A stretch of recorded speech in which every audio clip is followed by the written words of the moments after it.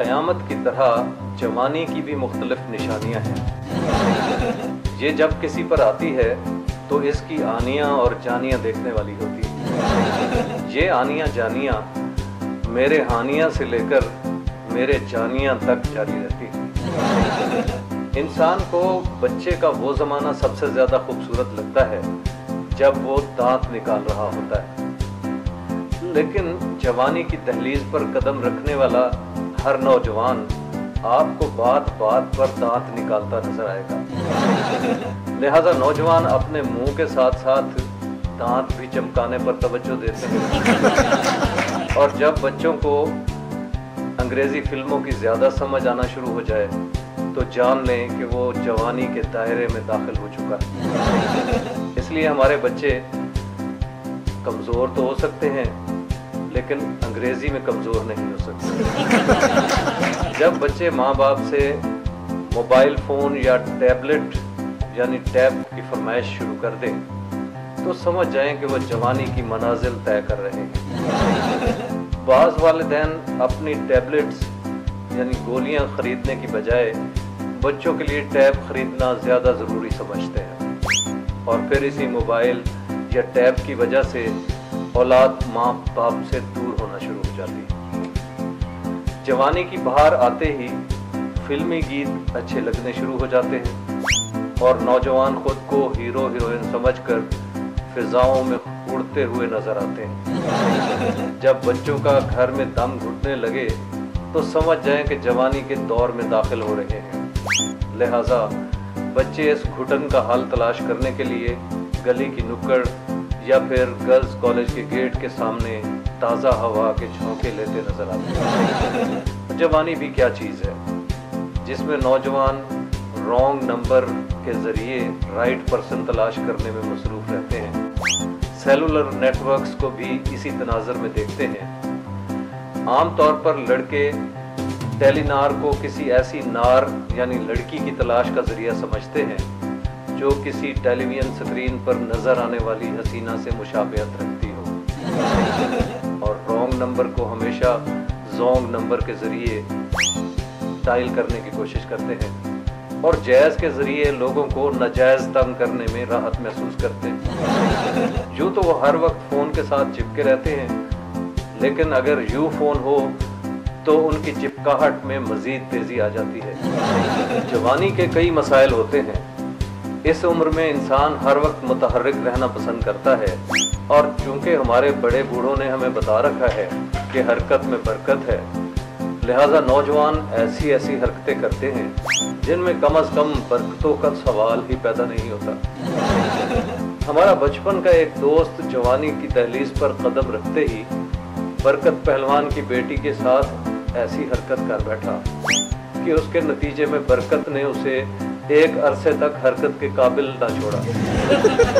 جوانی کو دیوانی بھی کہا جاتا ہے، اس لیے جوانی کی دہلیز پر قدم رکھنے والا ہر نوجوان کسی نہ کسی دیوانی کے چکر میں نظر آتا ہے، اور جب تک کسی دیوانی مقدمے میں اس کا نام نہیں آ جاتا، والدین بچوں کو ہمیشہ بچہ ہی سمجھتے ہیں، اور یہ غلط فہمی اس وقت تک رہتی ہے جب تک محلے سے شکایتیں آنا شروع نہ ہو جائیں۔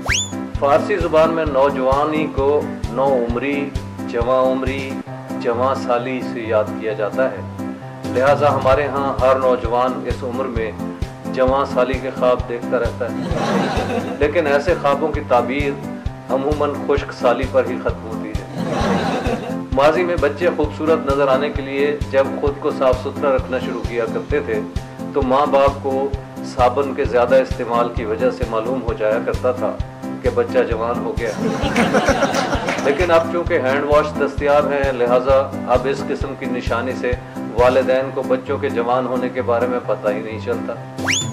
کچھ بزرگوں کو لڑکا کہلوانے کا اتنا شوق ہوتا ہے کہ وہ اپنے بالوں کی رنگائی کے ساتھ ساتھ دوسری اور تیسری شادی کے لیے تباہ آزمائی بھی کرتے دکھائی دیتے ہیں، اور ایسا اس لیے کرتے ہیں کہ دلہے کے روپ میں بارات لے کر آنے والے ہر مرد کو لوگ لڑکا یا منڈا کہہ کر بلاتے ہیں۔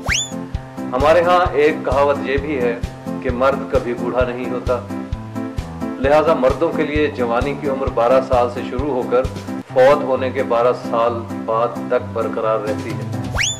कई बार देखा गया है कि बूढ़े जवानों से ज्यादा डंड बैठ के लगाते नजर आते हैं ताकि लोग उन्हें लड़का लड़का समझते रहें। हम एक ऐसे बुजुर्ग को भी जानते हैं कि वो जब भी अपने मोहल्ले में आते थे तो किसी न किसी से लड़ झगड़ कर आते थे। लिहाजा मोहल्ले की खवातीन उन्हें झांक झांक कर देखते हुए कहती थी कि लड़के आए हैं।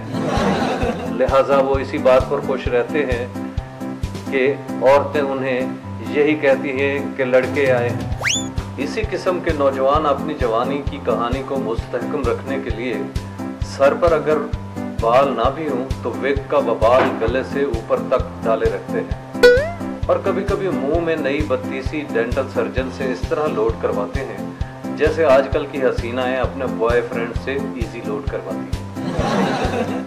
दांतों से हाथ धो बैठने वाले ये खुद साख्ता नौजवान कभी कभी किसी सस्ते माहिर दंदान साज से पत्थर के दांत इस तरह फिट करवाते हैं जिस तरह खुदकार हथियार में गोलियां लोड करवाई जाती हैं। ऐसे लोग खुद को जवान साबित करने के लिए आखिरी गोली तक लड़ते। ताहम दंदान साज उन्हें छींकने से इज्तनाब का मशवरा देते हुए कहते हैं कि इस तरह आपकी जवानी खाक में भी मिल सकती है।